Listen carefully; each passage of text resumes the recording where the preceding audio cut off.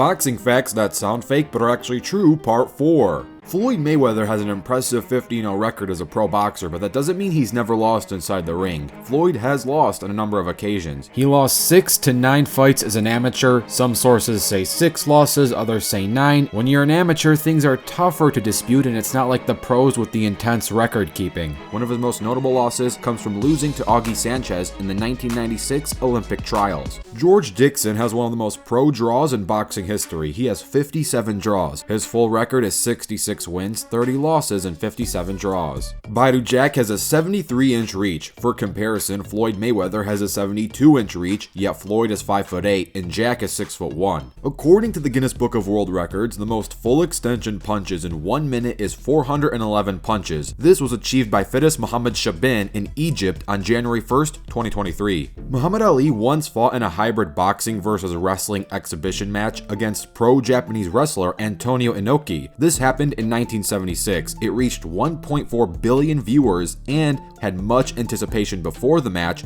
but the immediate aftermath had many fans disappointed in how the fight actually went down. The match ended in a draw, and the bout itself was a bit of a buzzkill because Antonio spent most of it laying on his back and kicking Ali in the shins. This caused Ali to suffer 2 blood clots and an infection in his leg. This was so bad there was serious consideration of amputation by Ali's doctors, but thankfully that did not happen. Antonio himself broke his foot from kicking too much. Rocky Marciano is the only heavyweight world champion to finish his career undefeated. He went 49-0. 43 of his wins were by knockout. His career knockout to win percentage of 87.8% remains one of the highest in heavyweight boxing history. Wilfredo Gomez has the longest knockout streak to include a world championship bout within said streak. His first pro bout ended in a draw, but then his next 32 fights were wins by knockout. After winning 32 straight, he then changed weight classes to face Salvador Sanchez, but then he lost by technical knockout. While the official verification is sketchy, the most fights in a single year may not belong to Ted Kid Lewis or Len Wickwar. They both have 58 fights in a single year. Ted did it in 1911 and Len did it in 1934. This is impressive, but Jack Marks from London may have had 75 fights in 1911. Again, this is a little tough to verify because boxing about 100 years ago is not as regulated as it is today, but if it happened,